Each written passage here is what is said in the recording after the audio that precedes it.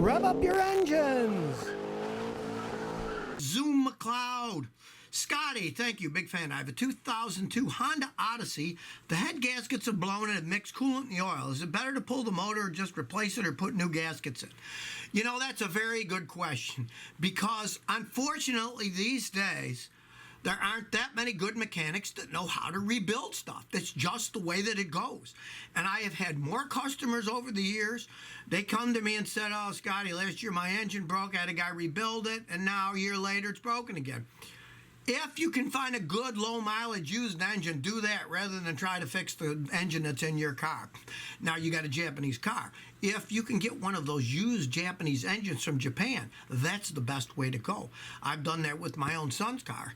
I got him a Toyota that the previous owner had driven through water, blew the engine. I got a Japanese used engine, put it in, it ran like a clock. So that's a really good way to put one in if you want to go that route. Samuel Molina says, Scotty, I got a 96 Saab 9000. The monitor's coming, not ready. Drive around a lot, evap 0202 heaters are not coming ready. No codes. Any tips? Well, my main tip is don't drive a 96 Saab 9000. They went bankrupt years ago for problems of making poor cars, and that's a really old vehicle. Now, by my experience with those things, if it goes not ready, but it doesn't trip any codes, it generally means your catalytic converter's going out. Because if it's going out, it won't trip a code if it's not really bad, but it won't let you set them to say ready, and you can get it inspected. So my experience, it's often a bad catalytic converter on those things, but those things are so complex. Even one like that's what, 23 years old. They're really expensive to work on. I don't advise people to buy them. Elug says, Scotty, bought a 2000 Honda Civic about a month ago. Check engine light came on. Went to Advanced Auto, they checked it, said it was something to do with the transmission, but it seems to run and drive fine. Well, heck, just live with it then. Modern cars have so many computer sensors on them. I hook one of these things up, invariably, it'll find some kind of codes. I put one on a Toyota, and I had a code for the air conditioning system, and the answer was AC normal, but it had a code.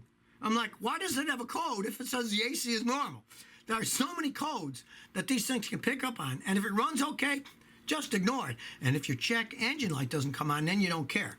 But if your check engine light comes on, you're going to have to fix it if you have emissions testing in your area in order to get it legally passed. That's the stinker about that. Whether your car runs or not, if it puts the light on and trips a code, you have to fix it to get it to pass. You know, it's another one of these bureaucratic nightmares that our politicians have thrown on us that the car manufacturers love because they want you to get rid of your old cars and buy new ones. But if it runs okay, ignore the stupid thing because there are so many codes. But if you want to know what it is, get the actual number. Then go to my website, scottykilmer.com, post it as a question, and I'll answer it and tell you what that exact code means. Paul Seminara says, Scotty, I drive a 2008 Honda Civic with a 5-speed manual. The clutch pedal makes creaking noise every time I press it. WD-40 on the assembly worked a little, but the creaking noise came back. Okay, here's a simple thing for that. Heck, get spray lithium oil. That is better for bare metal.